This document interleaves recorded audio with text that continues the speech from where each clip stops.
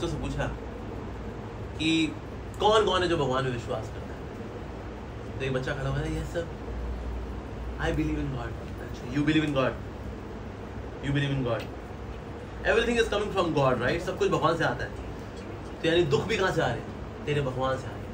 Why the hell your God created misery, the evil? Why? You have any answer? No sir. बैठ अपनी seat पे। और कौन है who advocates the existence of God? एक और बच्चा खड़ा हुआ, yes sir God exists sir. अच्छा, have you seen God? No sir. Have you tasted God? No sir.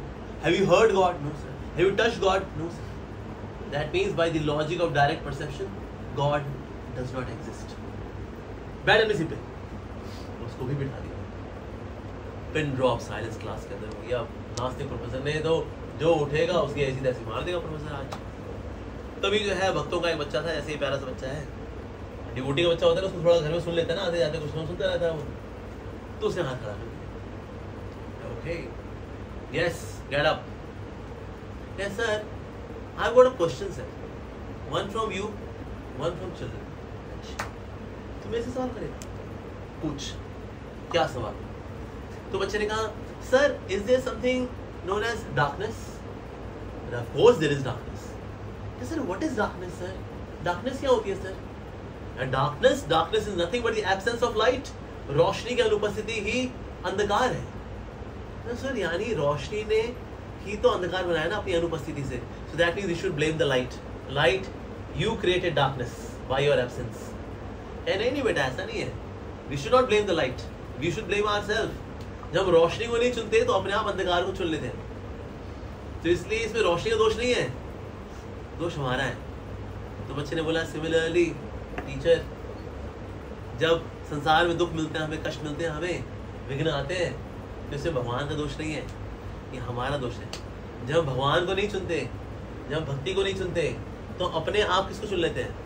दुखों को चुन लेते हैं, संघर्ष को चुन लेते हैं। Just like by not choosing light, we automatically choose darkness. Similarly, when we do not choose Krishna, so automatically we choose misery, कष्ट, विघ्न, दुख, अपने आप हो जाता है। Smart boy. कि बच्चों ने बोला, सर दूसरा सवाल बच्चों से। ओके बच्चों, who has seen the brain of professor? Nobody. Who has tasted the brain of professor? Nobody. Who has touched the brain of professor? Nobody. That means by the logic of direct perception, the brain of the professor does not exist. तो जिसका दिमाग ही नहीं है उसको तो इस तरह से काय को ले रहा हूँ। एक बात समझने की यहाँ पर यह है कि दुख का मतलब क्या है? भगवान से दूर जाना ही दुख का मतलब है। चिंगारी जब आग के पास रहती है तो जगमगाती है, और यही चिंगारी आग से दूर जाती है तो बुझ जाती है। हम भी भगवान के नजदीक रहेंगे, हम भी जगमगाएंगे। भगवान से दूर रहेंगे, कहता है देखो स्पिरिचुअलिटी का टाइम नहीं होता।